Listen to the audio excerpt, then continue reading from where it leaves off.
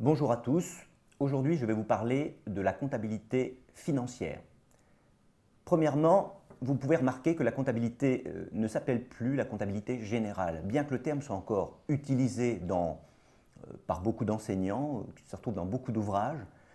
Depuis les normes internationales, les fameuses IFRS, eh bien, nos états comptables sont devenus des états financiers.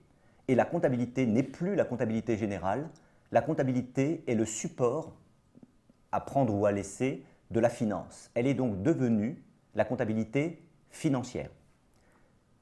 Définir la comptabilité financière, c'est se référer ni plus ni moins à la loi. Que dit la loi? Eh bien, c'est simple. La comptabilité est un système d'information subjectif ayant pour objet la mesure de la valeur des moyens économiques et des résultats d'une entité comptable.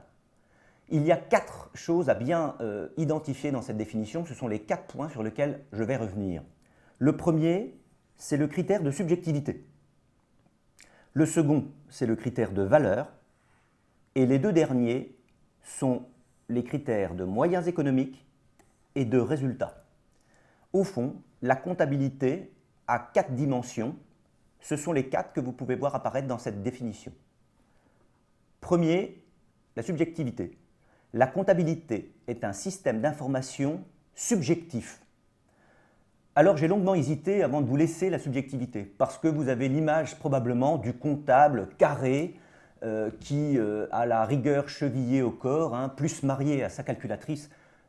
Enfin bref, l'idée c'est de vous montrer que le comptable a des zones d'ombre dont vous ignorez la plupart du temps. C'est-à-dire qu'il a des pouvoirs de pouvoir créer. En fait. Alors créer, vous allez me dire créer quoi? Eh bien, au fur et à mesure des séquences, vous allez vous rendre compte qu'on a même des pouvoirs de créer de la richesse qui n'existent pas. C'est-à-dire de surévaluer la valeur d'une entreprise. On a même des pouvoirs de créer, j'ai envie de dire, des bénéfices ou des pertes, alors évidemment, ce n'est pas le but de la comptabilité, qu'on s'entende bien.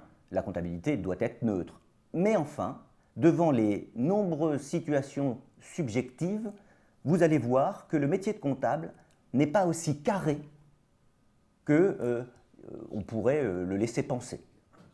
Alors carré, il est rigoureux, mais il y a des zones où il va pouvoir avoir de nombreuses interprétations à faire, ce qui fait qu'un bilan et un compte de résultat, selon l'œil de celui qui l'a produit, eh bien, peut obtenir des bénéfices ou des pertes totalement différentes de l'un à l'autre.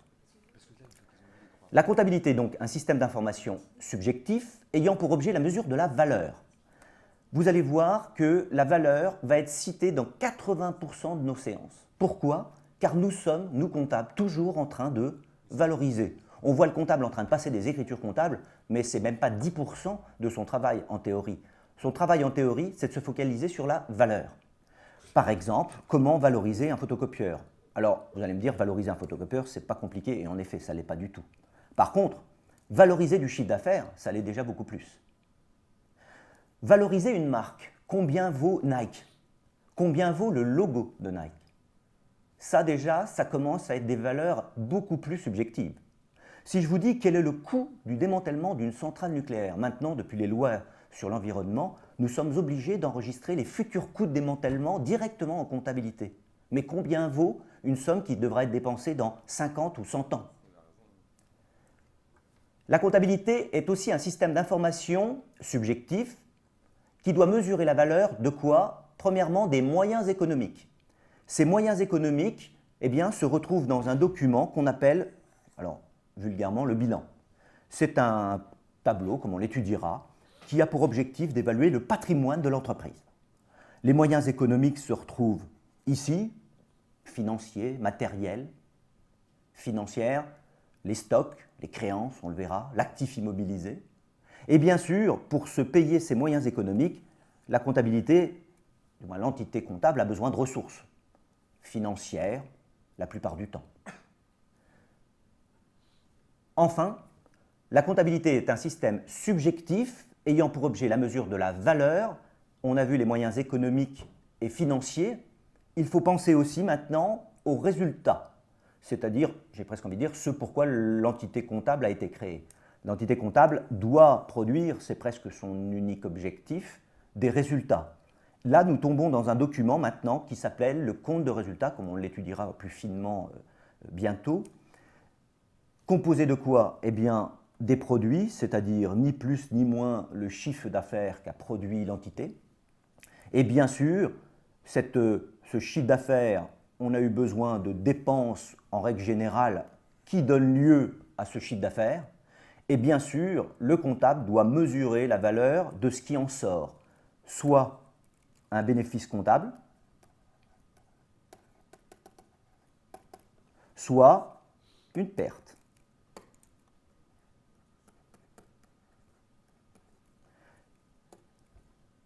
Tel est donc l'objectif de la comptabilité.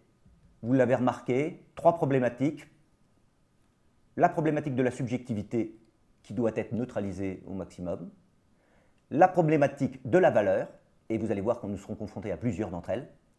Et enfin, la mesure des moyens économiques et des résultats de l'entité. Merci.